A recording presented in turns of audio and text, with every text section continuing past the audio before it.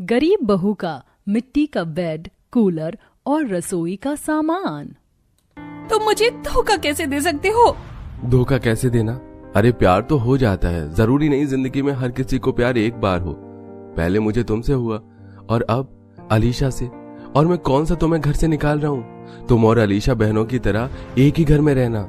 शर्म कर, 6 साल की बेटी है, ऊपर से तेरी पत्नी गर्भवती भी है। ऐसी हालत में उसका ख्याल रखने की बजाय तो उसकी सौतन ले आया। बेबी, ये लोग कितने चिक चिक करते हैं, मुझे तो हेडेक हो रहा है। क्या जादू किया है तूने मेरे पति पर? मैं तुझे छोड़ूंगी नहीं। तेरी इतनी हिम्मत कि तू मेरी अलीशा को चुड़ैल बोले? निकल जा मेरे घर से। मैं भी आपके साथ चलूंगी, मुझे यहाँ नहीं रहना। मेरी बहू अगर इस घर में नहीं रहेगी तो मैं यहाँ रहकर क्या करूँगी? मैं भी अपनी बहू के साथ जा रही हूँ। ऐसी हालत में मैं उसे अकेला नहीं छोड़ सकती। मैं भी आपके साथ चलूंगा। मैं आपके और भाभी के बिना नहीं रह सकता। आप सब लोग जा रहे हैं तो मैं यहाँ रहकर क्या करूँगी? भैया, मुझे आपसे ऐसी उम्मीद नहीं थी। मुझे शर्म आती है आज आपको अपना भैया कहते हुए। हाँ जाओ, निकलो यहाँ से। 4 दिन जब भूखे भटकोगे ना तो अपने आप लाइन पर आ जाओगे और घर आकर मुझसे माफी मांगोगे। सभी लोग शोभा के साथ घर छोड़कर वहां से निकल जाते हैं। 5 महीने की गर्भवती शोभा अपने पति के धोखे को सहन नहीं कर पाती और फूट फूट कर रोने लगती है। माँ जी, क्या कसूर था मेरा? मैंने तो एक अच्छी पत्नी होने के सारे फर्ज निभाए, तो क्यों इन्होंने मुझे ये धोखा दिया? जो जैसा करता है वैसा भरता है। मुझे यकीन है आज नहीं तो कल उसे जरूर ठोकर लगेगी। आप लोग वापस चले जाइए, मैं पिंकी को लेकर यहाँ से कहीं दूर चली जाऊंगी। तेरा इस दुनिया में कोई भी नहीं है हमारे अलावा। मैंने तुझे हमेशा अपनी बेटी माना है और भला ऐसी हालत में एक माँ बेटी को जाने कैसे दे सकती है? आप परेशान मत हो, हम सब आपके साथ हैं। आपका परिवार आपको छोड़कर कहीं नहीं जाएगा। मनीषा के पास थोड़े बहुत पैसे होते हैं जिनसे वो छोटा सा एक कमरे का किराए का घर ले लेती है और बाकी बचे पैसों से थोड़ा बहुत सामान और राशन ले लेती है। विनीत फैक्ट्री में काम के लिए जाता है, लेकिन 18 साल से कम उम्र होने की वजह से विनीत को कहीं पर भी नौकरी नहीं मिल पाती। रोमा का भी कुछ ऐसा ही हाल था और मनीषा के बुढ़ापे की वजह से उसे अपने घर में कोई झाड़ू पोछे के लिए भी नहीं रखता। मैं लोगों से कहती रह गई कि मैं घर के सारे काम कर दूंगी, कोई शिकायत नहीं दूंगी, लेकिन मेरी उम्र को देखकर उन्होंने मुझे काम पर नहीं रखा। हमारा भी यही हाल है। सब कह रहे हैं जब 18 साल के हो जाओगे तो आना। आप लोग परेशान मत हो, मैं कहीं न कहीं काम ढूंढ लूंगी। तेरा दिमाग तो ठीक है, तू पेट से है और ऐसी हालत में भला काम कैसे करेगी? यहाँ पास में ही एक छोटा सा ढाबा है, मैं वहाँ जाकर काम पता करती हूँ। मनीषा के घर के पास ही एक छोटा सा ढाबा था जहां पर मनीषा को आखिरकार साफ सफाई और झूठे बर्तन धोने का काम मिल जाता है। दिन के जो भी पैसे मनीषा को मिलते हैं वो उसी से ही अपने पूरे परिवार का गुजारा चला रही थी। समय गुजरता है और गर्मी का मौसम अपनी चरम सीमा पर पहुंच चुका था। क्या हुआ शोभा बहू, पेट में दर्द हो रहा है क्या? कमर में काफी दर्द हो रहा है, जमीन चुभ रही है बहुत ज्यादा। आप एक काम करिए, ये चादर बिछा दीजिए।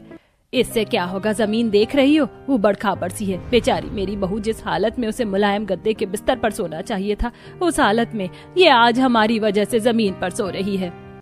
माँ जी, जो भी कुछ हुआ है उसमें आप लोगों का कोई भी कसूर नहीं था।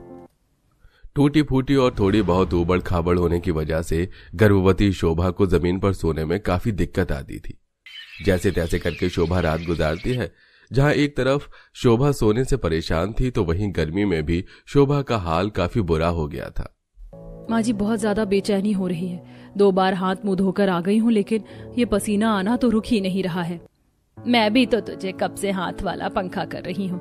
गर्मी का मौसम है, ऊपर से तो पेट से भी। याद है ना डॉक्टर ने क्या कहा है कि तेरा शरीर काफी ज्यादा कमजोर है, जितना हो सके उतना ठंडक में रहकर आराम करना चाहिए। मेरा जी घबरा रहा है, ऐसा लग रहा है जैसे उल्टी होने वाली है। गर्मी से शोभा परेशान होते हुए एकदम से उल्टी कर देती है। पैसों की कमी से चलते मनीषा अपनी बहू के लिए एक टेबल फैन भी नहीं ला पा रही थी, जिसका उसे काफी अफसोस था। थोड़ा जल्दी खाना, कितने आराम आराम से खाना खा रहा है, मुझे भी भूख लग रही है। मैंने अभी एक रोटी भी नहीं खाई है, कम से कम मुझे चैन से रोटी तो खाने दे। बस भी करो तुम दोनों, पिंकी से कुछ सीखो। तुमसे इतनी छोटी है लेकिन कैसे अपनी बारी का इंतजार कर रही है। माँ जी, इसमें उनकी भी क्या गलती है? गिनती के रसोई में हमारे 4-5 बर्तन ही तो हैं। 2 में खाना बनता है और 1-2 में हम सबको खाना पड़ता है। ये लो रोमा, तुम इस कढ़ाई में ही खा लो। शोभा और उसके परिवार की जिंदगी में रसोई के बर्तन गर्मी से परेशान, यहाँ तक कि खाने पीने और सोने को लेकर हर छोटी बड़ी चीज की परेशानी थी। और आज तो गर्मी से शोभा की हालत इतनी खराब हो जाती है कि वो बैठे बैठे ही बेहोश होने लगती है। उठो माँ, दादी जल्दी से इधर आइए, देखिए ना माँ को क्या हो गया। मनीषा और रोमा पानी के छींटे डालकर शोभा को होश में लाते हैं। चक्कर आना या शरीर दर्द होना शोभा के लिए काफी ज्यादा परेशानी भरा रहता था। हर रोज की तरह शोभा हाथ वाले पंखे से खुद को हवा कर रही थी कि तभी हाथों में थोड़े से फल लिए शोभा के पड़ोस में रहने वाली एक गायत्री उसके घर आती है।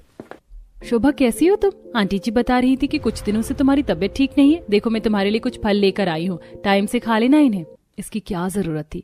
क्यों जरूरत नहीं थी, चुपचाप से खा लो। वैसे तुम्हें पता है कल मैं अपने हस्बैंड के साथ एक म्यूजियम गई थी, उस म्यूजियम में सारी चीज मिट्टी की बनी हुई थी। रुको मैं तुम्हें फोटोज दिखाती हूँ। गायत्री अपने फोन में शोभा को म्यूजियम की फोटो दिखाने लगती है जिसमें हर एक चीज मिट्टी की बनी हुई थी। इस म्यूजियम में जो पुराने जमाने के बर्तन हैं वो भी मिट्टी के हैं और जो सोने के लिए बिस्तर हैं वो भी मिट्टी के बने हुए हैं।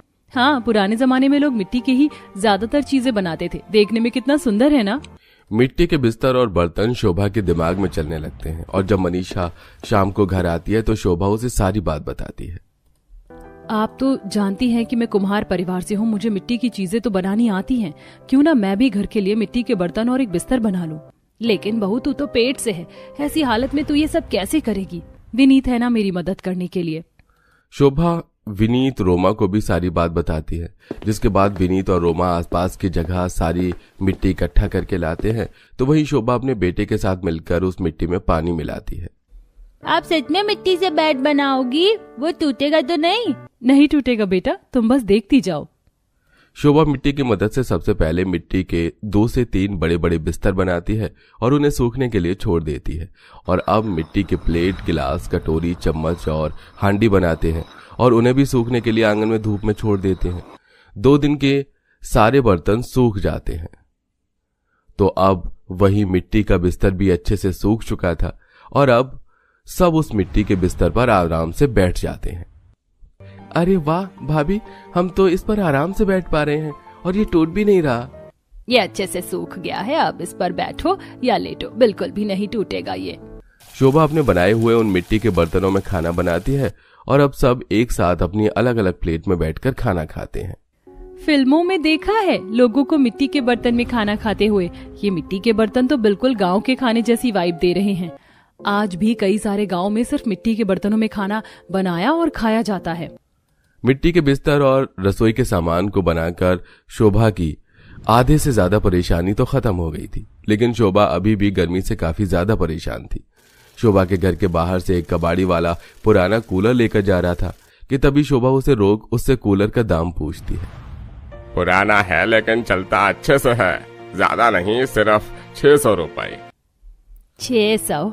लेकिन मेरे पास से 300 रुपए हैं। सोचा था पुराना ही कूलर चला लूंगी, लेकिन लगता है इस गर्मी में ठंडी हवा नसीब में ही नहीं है। आपने मिट्टी से बिस्तर और इतने सारे बर्तन बना दिए, तो क्यों ना मिट्टी का कूलर बना दो। पिंकी की मजाक में कही हुई बात शोभा सीरियस ले जाती है और अब वो गीली मिट्टी और रेत कंकड़ की मदद से अपने देवर के साथ एक कूलर की बॉडी का स्ट्रक्चर तैयार करती है और अपने देवर से पुरानी मोटर फिट करवा देती है। और अब ये मिट्टी का कूलर किसी असली कूलर की तरह चलने लगता है।